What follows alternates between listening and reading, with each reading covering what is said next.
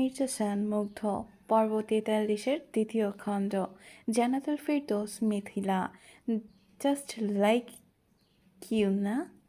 যুবকের এহেন পাল্টা উত্তরে দাঁত কিরমিরানোর শব্দ পারল তায়েফ সাহেবের। মলিন মুখখানায় তার মুহূর্তেই লেপ্টে গেল অদৃশ্য আগুন। খোঁচা খোঁচা আট পাকা দাড়িতে আবৃত চোয়ালখানা শক্ত হলো তৎক্ষণাৎ। বিড়বিড় কণ্ঠে ফোনের ওপাশে থাকা রুড়ো মানবকে বলে উঠলেন, বাস্টার্ড, শেষ দেখে ছাড়বো আমি। ভুলে যেও না পিপিলিকার পাখা গজায় মরিবার তরে। মাকা হাসল মুগ্ধ। তার সুদর্শন মুখখানায় আচমকা লেপ্টে গেল একরাশ কুটিলতার ছাপ। বাহাতে থাকা ফোনটা আলগোছে ঘুরিয়ে আনলো ডাল হাতের মুঠোয়। অতঃপর ফোনটা ফের কানে ঠেকিয়ে নিজ বলিষ্ঠ দেহখানা খানিক নাড়িয়ে চাড়িয়ে কুটিল কণ্ঠে আওড়ালো, I know that, but in my case পিপিলিকা হচ্ছেন আপনি ডিসি সাহেব, যার একটা পাখা আমি রোজ একটু একটু করে কাটছি। গত 25 বছর ধরে বড্ড উড়েছেন আপনি। এবার সময় এসেছে একটু রেস্ট নেবার। চিন্তা করবেন না, আপনাকে আমি অতি শীঘ্রই কবরের নিচে রেস্টে পাঠাবো।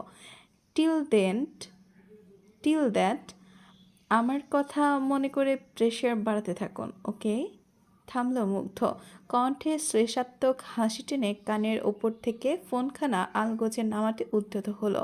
ঠিক তখনই ফোনের ওপাশ থেকে ভেসে এলো তাইফ সাহেবের অস্থির সন্দিগ্ধ কণ্ঠ, আমার মেয়ে কেমন আছে আধির? থমকায় রুরোমানবের শক্তপোক্ত হাত। তামাকে পোড়া বাদামি ঠোরঝোড়া আচানক দেখা মিললেও এক চিলতে তাচ্ছিল্যের হাসি।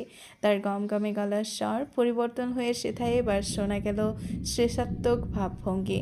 সে কেমন সময় নিয়ে কাঁধ দুলিয়ে হাসল দেখো।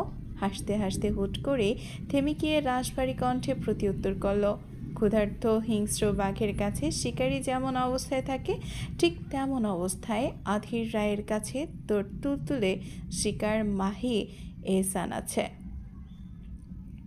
রয়েছে। আশা করি আপনাকে আর ভেঙে বোঝাতে হবে না। সহসা বুকের খাঁচায় লুকায়িত হৃদয়টা দুমড়ে মুচড়ে গেল তাইফ এহসানের। মস্তিষ্ক কেমন ফাঁকা। ওপাশ থেকে মুখের ওপর কল কেটেছে রুড়ো মানব। ইচ্ছাকৃত বিষাদে ডুবেছে মধ্যবয়স্ক তাইফ এহসানকে। এদিক চোখ দুটো আজ বাঁধ ভেঙেছে মধ্যবয়স্কের।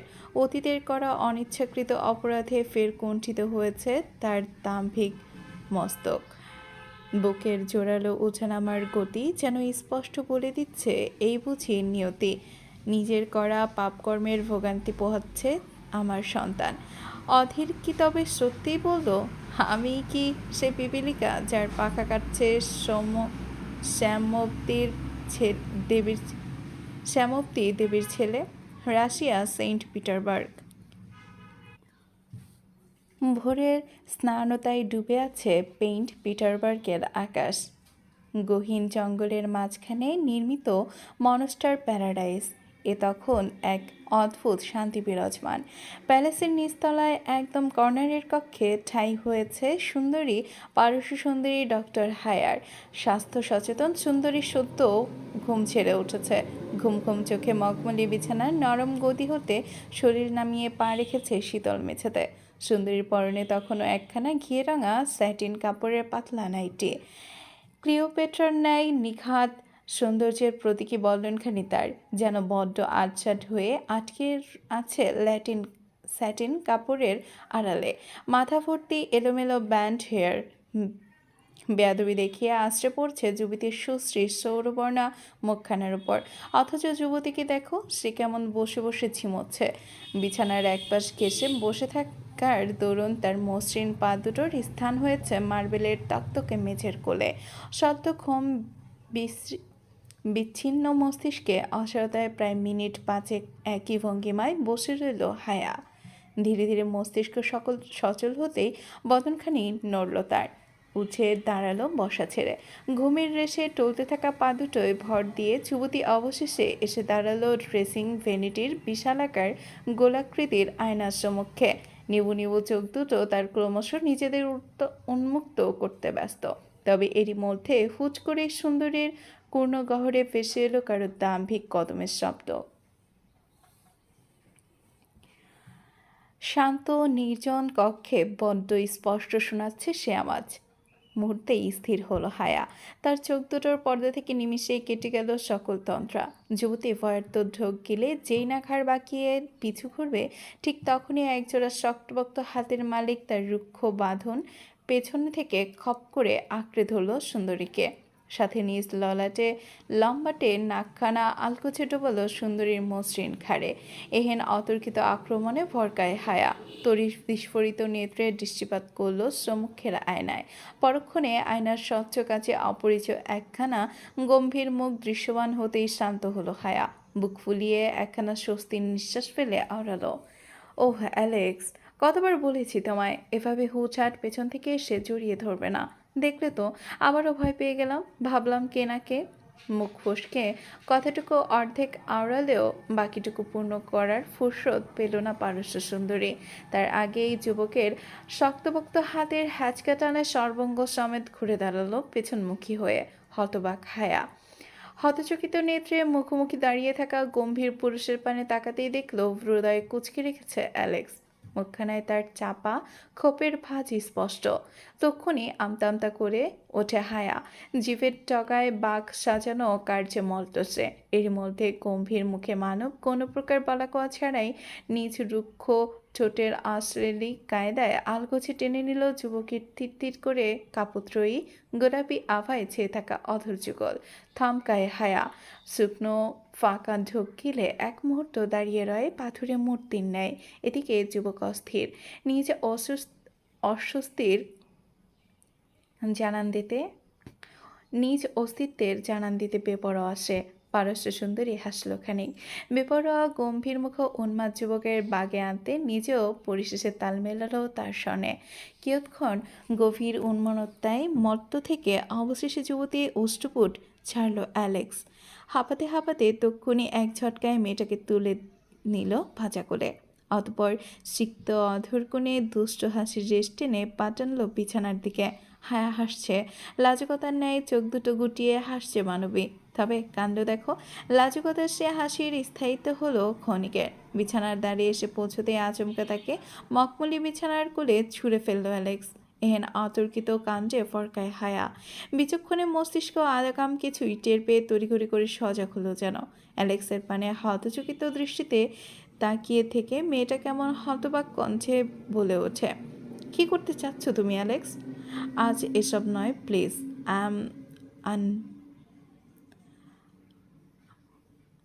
I am on my day. নির্দয় প্রচণ্ড পুরুষ থোড়াই শুনল সুন্দরীর সে বাক্য। সে কেমন নিজ উদ্যোগে এগিয়ে আসছে ভয়র্ত রমণীর পানে। দুহাতে নীরবে খুলছে শার্টের বোতামগুলো। ভরকায় হায়া। ভীত সন্ত্রস্ত ভঙ্গিতে হায়া পেছোতে লাগলো একটু একটু করে। অ্যালেক্স বাঁকা হাসলো তা দেখে। তক্ষুনি বিছানায় ভর দিয়ে ভয়র্ত রমণীর পা দুটো টেনে নিয়ে এলো নিজের কাছে। হায়া কাঁদছে এবার। দুহাত জোর করে অনুনয়ে জুড়ে বলে ওঠে, তুমি যখন যা বলো, যেভাবে বলো আমি তাই করি অ্যালেক্স। তবে প্লিজ আজকে আমায় রেহাই দাও। আমি অসুস্থ। কঞ্চনরত মেয়েটার উপর সর্বাঙ্গের ভর ছাড়ল অ্যালেক্স। রমণীর লালাভ আবরণে ছেয়ে থাকা বক্ষ বিভীষিকায় সুঢল আস্তরণের ভাঁজে এক মুহূর্ত তীক্ষ্ণ দৃষ্টি তাকিয়ে থেকে পরক্ষণেই সুন্দরীর বাঁকানো কায়া উন্মুক্ত করতে মত্ত হলো সে। কণ্ঠে তাচ্ছিল্যের ছাপ ফুটিয়ে আওড়ালো, I don't care sweetheart. সকালের ফুটফুটে আলোয় চেয়ে গিয়েছে আবদ্ধ কামরা। শুনশান ঘমন্ত কক্ষটিতে মাঝে মধ্যে শোনা যাচ্ছে কারো ব্যথাদৌড় পোপানোর শব্দ। কণ্ঠের একপাশে মখমলি বিছানায় অবস্থা একেবারে বেগতিক। চাদরের গায়ে লেপ্টে আছে ছোপ ছোপ রক্তের উপস্থিতি। নগ্ন পায়ের ওপর ব্ল্যাঙ্কেট পেঁচিয়ে অদূরেই বিছানার এক কোণ ঘেঁষে হাঁপাচ্ছে হায়া। চোখ দুটো তার অবাধে ঝরাচ্ছে অশ্রু। সুশ্রী গৌরবর্ণা মুখখানায় তে হিংস্র আঁচড়ের দাগগুলি স্পষ্ট, যেন কোনো ক্ষুধার্ত পশু খুবলে খেয়েছে তার মসৃণ ত্বক। বিছানার অন্য পাশে হেডবোর্ডের সনে পিঠ ঠেকিয়ে বসে আছে ঘর্মান্ত অ্যালেক্স। তার ডান হাতের তর্জনী এবং মধ্যমার ভাঁজে আটকে আছে এখানে একখানা মোটা সিগার। প্রচণ্ড পুরুষ চোখ বুজে হাঁপাচ্ছে, তার লোমহীন পেটানো দেহখানার হাতে চুইয়ে পড়ছে ঘামের কণা। নাভিমণ্ডলে বড্ড নিচে ঠেকে আছে প্যান্টের কাঁধ। যুবকের এক পা ঝুলছে মেঝেতে, অন্য পা উঁচিয়ে রাখা বিছানার কোলে। সিগারের শেষ ভাগ লম্বা একটা টান বসিয়ে যুবক কেমন গমগমে গলায় বলল, দুপুরের দিকে প্যালেসের সকল মেয়েদের নিয়ে ছাদে যাবে সুইটহার্ট, সঙ্গে নতুন মেয়েটাকেও নেবে। তারপর যেভাবেই হোক বক্সে গান বাজিয়ে ওকে বাধ্য করবে নাচতে। সহসা থমকায় হায়া, কান্না ভুলে হতবাক চোখে তাকিয়ে রইল কেমন। শুকনো ফাঁকা ঢোক গিলে বিস্ময়াবহত কণ্ঠে অস্পষ্টে আড়ল, কিন্তু কিন্তু প্যালেসে তো গান বাজানো অথবা নাচা নিষিদ্ধ। মানুষ তার জানলে মৃত্যু নিশ্চিত অ্যালেক্স। তৎক্ষণাৎ কুটিল হাসল অ্যালেক্স। বদ্ধ চোখ দুটোয় পর্দা সরিয়ে ঘাড় কাত করে তাকালো মেয়েটার বিস্মিত মুখপানে। রুয়ে শুয়ে রহস্যময় বাঁকা কণ্ঠে শুধালো, আমি তো তাই চাই ডার্লিং, যেভাবেই হোক গুড গার্লের মতো কাজটা করে ফেলবে ওকে। বলেই এক লাফে বিছানা থেকে নেমে আসে অ্যালেক্স। হাতে থাকা সিগারেটটা ঠোঁটের ফাঁজে গুজে রেখে গটগুটিয়ে পা বাড়ালো দরজার পানে। ঠিক তখনই পেছনে থেকে ভেসে এলো হ্যাঁ নির্মল পরিশুদ্ধ কণ্ঠ, আমাকে বিয়ে করবে কবে অ্যালেক্স? থামল যুবকের ব্যস্ত পদযুগল। অলক্ষ্যে ঠোঁটের কোণে অদ্ভুতভাবে ফুটে উঠল এক চিলতে তাচ্ছিল্যের হাসি। যুবক প্রত্যুত্তরে কিচ্ছু না বলেই গটগুটিয়ে চলে গেল ঘর ছেড়ে। এদিকে এদিকে তার যাওয়ার পথে ছলছলের চোখে তাকিয়ে রইল হায়া। মিনিট খানিক যেতে না যেতে কাঁধ ভাঙা কান্নায় লুটিয়ে পড়ে নিজ মুখটা ঢেকে নিল দুহাতের ভাঁজে। মোটা কণ্ঠে বিড়বিড় করে বলল, তোমাকে ভালোবাসাটা আমার এক জীবনের সবচেয়ে বড় ভুল ছিল অ্যালেক্স। সাউথ কোরিয়া, জিজু আইল্যান্ড, বালুময় পাহাড়ের কাল ছুঁয়ে দিচ্ছে নীলাভ সমুদ্রের উত্তাল ঢেউ। ঢেউয়ের গর্জনে মুখরিত চারপাশ। ব্যস্ত পর্যটনময় আয়ারল্যান্ডের চারপাশে গড়ে উঠেছে রিসোর্টস, ধনীদের ব্যক্তিগত বাগানবাড়ি। তোর মধ্যে সবচেয়ে বিখ্যাত বাগানবাড়ি হিসেবে পরিচিত পাওয়া ডুপ্লেক্স বাড়িটার নাম হচ্ছে হোয়াইট ভিলা। সাউথ কোরিয়ার অন্যতম ড্রাগস ডিলার লিভ ইয়ংয়ের বাড়ি বলে কথা। প্রায়শই পর্যটকদের দূর থেকে অবলোকন করে যান বাড়িটি। হোয়াইট ভিলার টপ ফ্লোর, সম্পূর্ণ ফ্লোর জুড়ে সুইমিং পুল।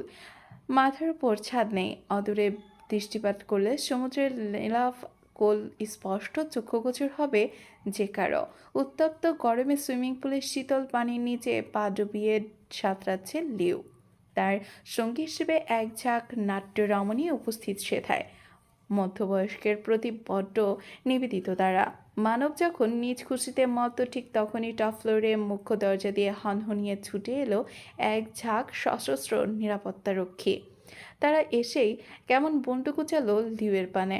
এহেন অতর্কিত কাণ্ডে ফরকায় লিউসহ তার নিবেদিতরা। কেউ কেউ ভয়ার্ত আবহে চেঁচিয়ে চেঁচাচ্ছে ভীষণ। লিট কেমন ঢোক গিলে কণ্ঠ উচালো, ভয়ার্ত কণ্ঠে ডাক পড়ল, গার্ডস! শোনেনি কেউ। শুনলে নিশ্চয়ই মনিবের ডাক অগ্রাহ্য করার ক্ষমতা হতো না কারো। লিউ হাঁপাচ্ছে এবার। ভয়ে ভয়ে আমতামতা করে রক্ষীদের জিজ্ঞাসা করলেন, কে তোমরা? আমার বাড়িতে ঢুকলে কি করে? প্রত্যুত্তরে কারো মুখে রা নেই তেমন। সকলে বন্দুকের নল হয়েছে আরও তীক্ষ্ণ। এরই মাঝে হুট করে সম্মুখের গার্ডসরা ভাগ হলেন দুপাশে। লিউ অবাক হলেন। হতবাক নেত্রের সম্মুখে তাকাতেই দেখলেন সাফেদ রঙা দামি স্যুট বুট পরিহিত এক বলিষ্ঠ পুরুষ এগিয়ে আসছে সগর্বে। তার মাথার উপর একখানা সাফেদ রঙা গোলাকার টুপি। মাথাটা নুয়ে থাকার দরুন যুবকের মুখাবয়ব স্পষ্ট নয়। মিনিট দুয়েক পার হতেই বলিষ্ঠ পুরুষের পায়ের গতিতে রুক্ষ পড়ল। সে কদম থামালো সুইমিং পুলের একদম সন্নিকটে। অতঃপর ধীরে ধীরে নিজের নুইয়ে রাখা ঘাড়টা সামান্য উঁচিয়ে ডান হাতে আলগোছে মাথার ওপরে থাকা টুপিখানা নামিয়ে দৃশ্যমান করল নিজেকে। লিউ কেমন ফ্রু কুচকালো অপরিচিতকে দেখে। বিভ্রমে ডুবে আছে তার ঘোলাটে চোখ দুটো। এদিকে যুবক তীক্ষ্ণ হাসলেন। টুপিটা আলতো করে পেটের ধারে ঠেকিয়ে নিজের ইন্ট্রো দেওয়ার কায়দায় বলতে লাগলেন, hello bastard, let me introduce myself. I am Edwin Wilson, the right hand of the great রুথ্রি কিং। নাম তো শোনা হি হোগা। রুথ্রি কিং নামটুকু কন্যাগহরের ছেদ অতিক্রম করতেই সর্বাঙ্গে ঝনকার দিয়ে উঠল লিউয়ের। অবশ্যতায় ডুব দিল মস্তিষ্ক। শীতল পানির নিচে গা ডুবিয়ে রেখেও ঘরে নামলো মানবের বলিষ্ঠ কুঞ্চায়। চোখ দুটো হয়েছে বিশ্বায়িত। লিও তক্ষুনি সাঁতরে উঠে গেল পুলের অন্য পাশে। অতপর সকলের সম্মুখে প্রাণ ভয়ে ছুটতে লাগলো নেক্সট ডোর দিয়ে। অথচ তার এমন চলে যাওয়া দেখেও স্থির অ্যাডুইন। বাঁকা হেসে তাকিয়ে আছে কেবল। রুক্ষ দাঁতের চাপায় রুষ্টতায়ের সাথে নিজ নির্মাংসের ঠোঁটখানা খানিক লুষ্ট করে শ্রেষাত্মক কণ্ঠে বলল, প্রাণের ভয়ে শেষে কিনা নিজেই জমের কাছে দৌড়াচ্ছে। Not bad. প্রাণপণ দৌড়াচ্ছে লিও, থামবার নাম নেই আজ। তার পায়ের গতি মাত্রই অতিক্রম করলো বাড়ির সদর চৌকাঠ। সম্মুখে ওয়াকওয়ে দিয়ে ছুটছে সে। বড় বড় ঘাড় বাঁকিয়ে তাকাচ্ছে পেছনে। খেয়াল করেছে সশস্ত্র রক্ষীরা আসছে কিনা। মানব যখন অন্যত্র তাকিয়ে থেকে দৌড়াতে মশগুল, ঠিক তখনই একখানা লাম্বরগিনি এসে আচমকা ঝুঁকে পড়ল মানবের পায়ের হাড়ে। সহসা ছিটকে পড়ল লিও। ছিটকে গিয়ে তার কোমর ঠেকল কংক্রিটের জমিনে। মুহূর্তেই কোমরের ব্যথায় চিৎকার দিয়ে ওঠে বেচারা লিও। এক হাতে কোমর ডলতে ডলতে আটকা দৃষ্টি তাক করল সম্মুখে। অপরিচিত এক গাড়ি, তাও ঢুকছে তার ব্যক্তিগত বাড়িতে। এ নিয়ে চিন্তায় মুদেছে লিও। কপাল গুটিয়ে খ্যাক করে করে বাড়ির মালিকদের জিজ্ঞাসা করলো। গাড়ির মালিককে জিজ্ঞাসা করলো, কে আপনি? আমার বাড়িতে কী করছেন? তৎক্ষণাৎ জবাব আসেনি গাড়ির ভেতর থেকে। তবে মিনিট দুয়েক পেরোতেই গাড়ির ড্রাইভার কেমন হন্তদন্ত পায়ে বেরিয়ে এলেন ভেতর থেকে। ভীষণ বাধ্যতার ঘাড় নুইয়ে আলগোছে খুলে দিলেন ব্যাক সিটের দরজা। তখনই দেখা মিলল এক দাম্ভিক পুরুষের। গায়ে তার বিদঘুটে কালো রঙা ওভারকোট, ভেতরের কালো রঙা শার্টের বেশ কটা বোতাম হাঁ করে খুলে রাখা। ফলাফলস্বরূপ উন্মুক্ত হয়েছে রূঢ় মানবের লোমহীন পেটানো বক্ষ। মানবের গলায় ঝুলছে একখানা তীক্ষ্ণ প্রতীকের লকেট। মাথার উপর ভর করেছে গোলগাল ফরেডো টুপি, মুখ ঢাকা কালো রঙা মাস্কে। যুবকের ডান হাতের বৃদ্ধা এবং তর্জনীর চাপায় জ্বলছে সিগার। বুট পরিহিত শক্ত দাম্ভিক পদযুগল সগর্বে বেরিয়ে এলো গাড়ি থেকে। হতবাক লিও কেমন হাঁ করে তাকিয়ে আছে দেখো। অপরিচিত মানবের পানে একদৃষ্টিতে তাকিয়ে থেকে হতভম্বকতায় জিজ্ঞাসা করে বসলো, কে? মাস্কের আড়ালে লুকিয়ে থাকা বাদামি ঠোঁটজোড়া বাঁকা হাসলো বোধহয় এ পর্যায়ে। আঙুলের চাপায় আটকে রাখা সিগারটা খানিক নাড়িয়ে চাড়িয়ে ফের উঠে এলো মাস্কের ওপর দিয়ে ঠোঁটের ফাঁকে। সেটাই এক টান বসিয়ে রুরমানব কেমন দাম্ভিক স্বরে আওড়ালো, your daddy is home, welcome করবি না? ভরকাইলিও। আজকে তার ভরকানোর দিন। মানবের হতবিহ্বল চোখ দুটো সামনে তাকিয়ে আছে বোকার ন্যায়। ওদিক ততক্ষণে অ্যাডউইন সহ বাকিরা এসে হাজির। ঘাড় নুয়ে দাম্ভিক কদমে কুর্নিশ জানিয়ে সকল একযোগে বলে ওঠে, হ্যালো মনস্তার। তক্ষুনি কেঁপে ওঠে লিও। চক্ষু ছানাবড়া হয়ে ছুঁয়ে নিল তার ললাট। বিস্ময়ে দূরত্ব বাড়ল ঠোঁটের ফাঁকে। হতভম্ব বেচারা ভুলেই গেল চোখ নোয়ানোর কথা। রূঢ় মানব ঘাড় কাত করে দেখল তা। তৎক্ষণাৎ গম্ভীর মুখ আদেশ ছুড়ল, ওকে বেঁধে রাখো ওর বাড়িতে। হুকুম তালিমে মত্ত হলো অ্যাডউইন। সহসা এগিয়ে এসে শক্ত থাবায় আঁকড়ে ধরল লিওয়ের মাথার তালুর চুল। অতপর বেচারাকে সেভাবেই টানতে টানতে নিয়ে গেল বাড়ি অব্দি। লিও কাঁদছে, শত অনুনয় জুড়ে নিজেকে ছাড়াতে বলছে, তবে বালাই সাত, সে কাদা কি আর কাজে দেয়? অবশেষে মিনিট পাঁচেকের মধ্যেই বেচারার মুখে কষ্টে হাত পা দুটো পিচমোড়া করে বেঁধে রাখা সম্পূর্ণ হলো। কাজ শেষ হয়ে চলে এলো অ্যাডউইন। বাইরে থেকে মোটা সোটা পাইপের লাইন দিয়ে কিসব উটকো গন্ধযুক্ত তরল ছিটাচ্ছে বাকিরা। আবদ্ধ লিও তৎক্ষণাৎ বোঝেনি এ তরল আসলে কি। তবে মুহূর্তে ব্যয়ী তার টনক নড়ল বুঝে গেল এ তরল আসলে পেট্রোল। উচ্চমাত্রায় দাহ তরলে গোসল সেরেছে লিওয়ের বাগান বাড়ি। বাড়ির সদর দরজার সম্মুখে শটানভাবে দাঁড়িয়ে আছে মনস্তার, ফুঁকছে 5 নম্বর সিগার। দরজার ওপাশে বসে আছে লিও, তরপাচ্ছে প্রাণ ভয়ে। মনস্তার দেখল সব, তবুও নির্দয় মানব চোখের পলকে ঠোঁটের ফাঁকে জ্বলতে থাকা সিগারটা এক টোকায় ছুঁড়ে ফেলল তরলে লেপ্টে থাকা বাড়িতে। মুহূর্তেই দাও দাও করে চলে উঠল হিংস্র দাবানল। আবদ্ধ কণ্ঠে ব্যাপক গোংরানির শব্দে ভারী হলো চারপাশ। মনস্তার নির্বিকার, পকেট হাতে আর একখানা সিগারেট তুলে ঠোঁটের ফাঁকে বসিয়েছে সে। লাইটার বের করে যেই না সিগারের শেষ ফাঁকে আগুন ধরাবে অমনি কানের ফাঁকে গুজে রাখা এয়ারপোর্টের শব্দ হলো রুরুমানবের। কেউ একজন ওপাশ থেকে অস্থির কণ্ঠে বলল, মনস্তার ম্যাম ছাদ থেকে পড়ে গিয়ে ব্যথা পেয়েছে। থমকায় তার লাইটার ধরে রাখা হাত। লাইটারের আগুনটুকু বাতাসের ঝাপটায় দোল খেতে খেতে অবশেষে নিভে গেল এক পর্যায়ে। আর অমনি ধপ করে জ্বলে উঠল রুরুমানবের মস্তিষ্ক। অন্তরটা মুচড়ে উঠল অজানা কারণে।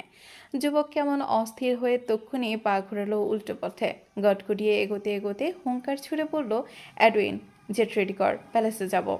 আকাশ থেকে পড়ল অ্যাডউইন। তড়িঘড়ি করে এগিয়ে এসে তাল মেলালো মনস্তারের দ্রুত পদের সাথে। কণ্ঠে ভরকানোর ভাব লেপ্টে আওড়ালো, কিন্তু মনস্তারের এখনো 200 মিলিয়ন পাউন্ডের ডিল। জাস্ট ফাক অফ এভরিথিং। বিকেল হবার জোগাড়। খোলা আকাশের নিচে কতগুলো প্রাণোচ্ছল প্রাণ বসে আছে গোলাকার ভঙ্গিতে। মধ্যকার ফাঁকা অংশে ঘুরছে একখানা কাচের বোতল। খেলা হচ্ছে ট্রুথ অ্যান্ড ডেয়ার। সব সময় নিজেকে গুটিয়ে রাখা সপ্তদর্শী আজ বড্ড হাস্যোজ্জ্বল।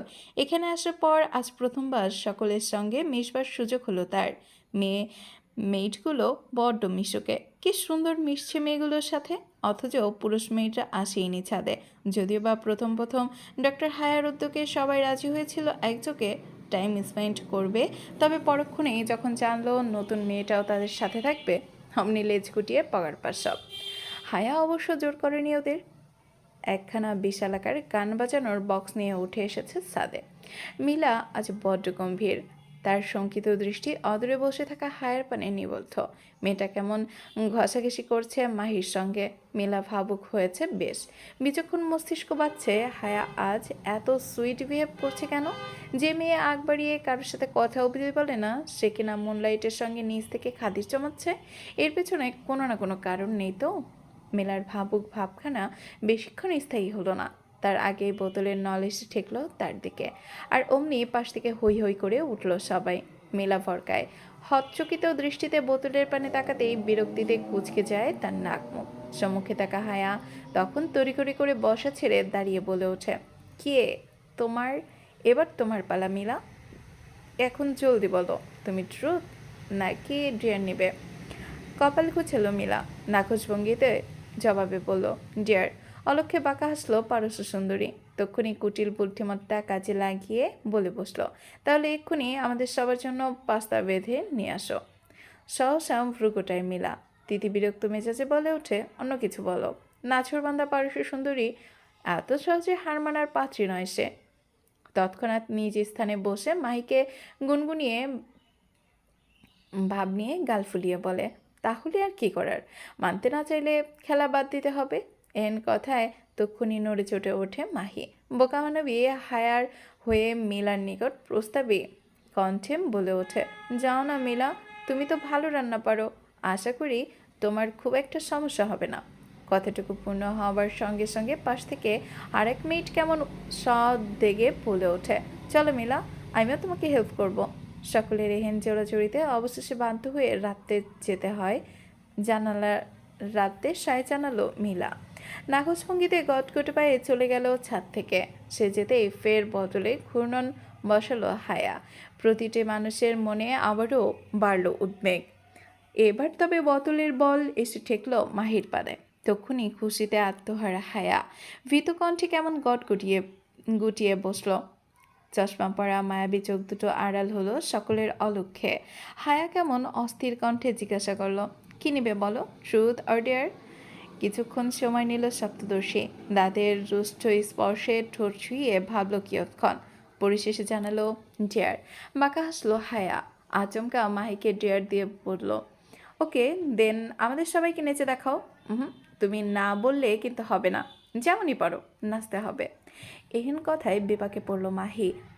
ইতস্ততায় ছেয়ে গেল লাজুকতার সর্বাঙ্গ। চিবুক নামলো গলার কাছে। মেয়েটাকে কেমন মিনমিনিয়ে স্বরে বলল, আমি আসলে তেমন ভালো নাচতে পারি না। মুচকি হাসলো হায়া। আলতো করে সপ্তদশীর কাজ চাপড়ে বলল, যতটুকু পারো নাচো। নাচলে মন ভালো হয় জানো তো। সহসা দৃষ্টি উঁচায় মাহি। সন্দিগ্ধতায় ডুবে থাকে, আমতা আমতা করে বলে ওঠে, কিন্তু গান ছাড়া নাচবো কিভাবে? এহেন কথায় শেষ হবার পূর্বে পাশ থেকে একখানা ছোট পেনড্রাইভ বের করে আনে হায়া।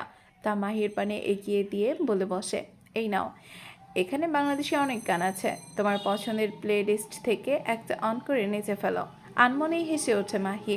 তক্ষুনি হায়ার হাত থেকে পেনড্রাইভটা হাতে নিয়ে খুশি মনে বলে, ওকে। হাওয়ার বেগে ছুটছে মনস্টারের গাড়ি। প্যারাডাইসের লোহার গেট পেরিয়ে মাত্রই প্রবেশ করলো প্যালেসে। দুর্বার গতিতে গাড়িটা অবশেষে এসে থামলো প্যালেসের সদর দরজার পানে, যেথায় আগে থেকেই দাঁড়িয়ে আছে অ্যালেক্স। গম্ভীর মুখে কপট ভাব ধরেছে হতভম্বতার। হন্যে হয়ে গাড়ি থেকে বেরিয়ে এলো মুগ্ধ। পায়ের গতিতে টান বসিয়ে রুদ্রমানব কেমন গটগুটিয়ে ঢুকলো প্যালেসের ভেতরে। পেছন পেছন এক পাশে অ্যাডুইন এবং অন্য পাশে অ্যালেক্সও হাঁটা ধরল মানবের সঙ্গে। মুগ্ধ হাঁটতে হাঁটতেই কেমন কটমট কণ্ঠে হুঙ্কার ছুড়ে আওড়ালো, কোথায় বান্দি মেয়ে? কথাটুকু আওড়ানোর সঙ্গে সঙ্গে প্যালেসের গোলাকার ছাউনির নিচ থেকে ভেসে এলো গানের সুর। অমনি থমকায় মুগ্ধের পদযুগল। মুহূর্তেই অগ্নিরূপ ধারণ করলো মানবের মুখায়ব। হাত দুটো হলো মুষ্টিবদ্ধ। দৃঢ় চোয়ালটা কটমট করছে মুগ্ধের। বজ্রকঠিন কণ্ঠে তক্ষুনি গর্জন তুলে আওড়ালো, প্যালেসে গান বাজানোর মতো এত বড় দুঃসাহস কোন জানোয়ার বাচ্চার হয়েছে? গার্ড, আমার তলোয়ার দে। আটকে উঠে অ্যাডুইন। ভার্ত আবহে আগ বাড়িয়ে যেই না মনস্টারকে থামাতে যাবে, অমনি তার দৃষ্টি গিয়ে আটকালো অ্যালেক্সের পানায়। গম্ভীর মুখে অ্যালেক্স কেমন বাঁকা আসছে দেখো। ঘাড় কাত করে অ্যাডুইনকে আচমকা চোখ টিপে বসলো সে। বিচক্ষণী অ্যাডুইন একে একে দুই মিলিয়ে বুঝে নিল অনেক কিছু। রুদ্রমানব চলে গিয়েছে বহুদূর। অ্যাডুইন মুহূর্তে মনস্তারের পিছু ছুটতে চাইল, কিন্তু তার পথ আটকে দাঁড়ালো অ্যালেক্স। অলক্ষ্যে অ্যাডুইনের পেট বরাবর চেপে ধরল রিভলভারের ঠান্ডা নল। গম্ভীর মুখে বাঁকা কণ্ঠে বলল, রিল্যাক্স অ্যাডুইন, এত ছোটাছুটি করছো কেন? থামো একটু। এক হাতে ধারালো তক্তকে তলোয়ার, মুখায়ব রং ধরেছে হিংস্রতার। ক্ষিপ্ততায় ছাদের দিকে এগোচ্ছে রুদ্রমানব। তার ব্যস্ত পদযুগল ছাদের চৌকঠে পা রাখতেই তার ক্ষুদ্র দৃষ্টি গিয়ে আটকালো অদূরে নৃত্যরত সপ্তদশীর পানে। মুহূর্তেই থমকায় নির্দয় পুরুষ। তার চোখ দুটোর আগুনে নিমিষেই থামলো এক পলসা বৃষ্টি। শক্ত জল ছেড়েছে হাড়ের অংশ। হতবাক হয়েছে ক্রুদ্ধ মস্তিষ্ক। অদূরে মনের সুখে দক্ষ কায়দায় নাচছে মাহি। বক্সে তখন গান বাজছে। হাতের চুড়ি ছামছাম ছাম বাজে। বসে না মন কোনো কাজে। প্রেম আসে যায় এ মনে তোকে না পাওয়ার কারণে।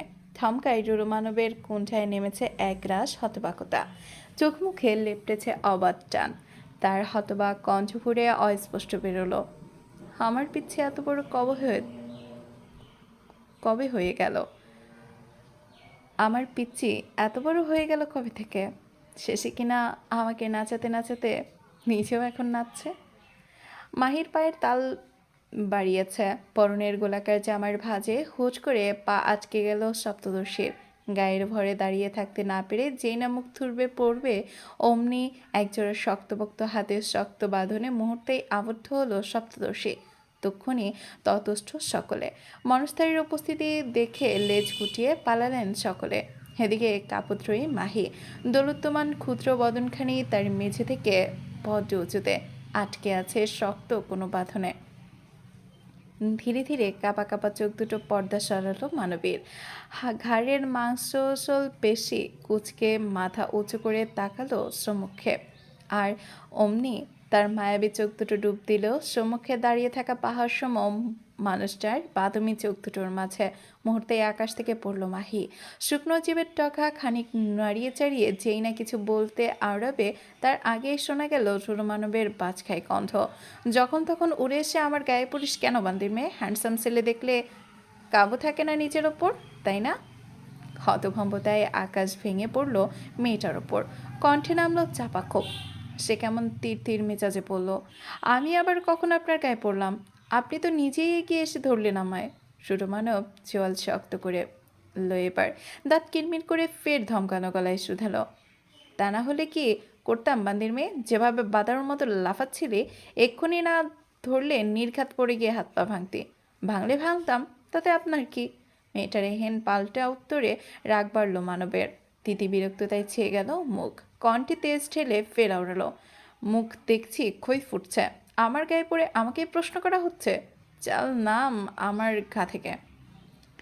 নাক ফোলায় মাহি, মুখ অন্যত্র ঘুরিয়ে নিয়ে তেজ দেখিয়ে বলল, আপনি ছাড়লে তবেই না নামতাম, আগে গা থেকে হাত সরান। এ পর্যায়ে বাঁকা হাসল মুগ্ধ। যুবকের মাথায় চাপলো এক অদ্ভুত দুষ্টু বুদ্ধি। সে কেমন চট করে জোর বাড়ালো হাতের, রুক্ষ আঙুলগুলো দাবিয়ে দিল সপ্তদশীর কোমল পাকানো কোমরে। মুহূর্তেই ঝংকার দিয়ে ওঠে মাহির সর্বাঙ্গ।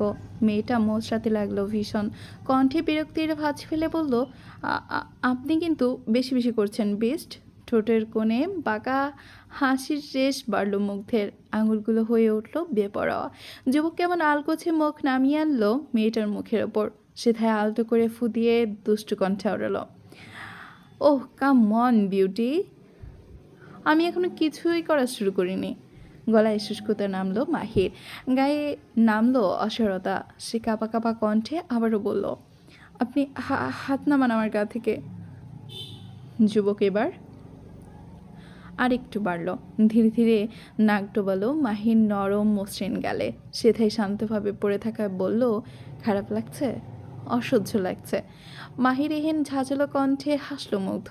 মেয়েটার গালে নাক ঘষে বলল, who the fuck cares about that. দম আটকে গেল মাহির, শুকনো হলো কুণ্ঠা। মেয়েটা কেমন তেজ দেখিয়ে ফের বলল, ইয়াল্লা, কবে আপনার থেকে একটু শান্তি পাবো আমি। বাঁকা হাসলো রুরু মানব। মেয়েটার গাল থেকে নাক সরিয়ে তাকালো মুখ পানে, চোখ দুটো ক্ষুদ্র ক্ষুদ্র করে নিয়ে শেষাত্মক কণ্ঠে বলল, যার মাথার উপর আমি নামক এক অশান্তি ঘুরপাক খাচ্ছে, তার আবার শান্তি।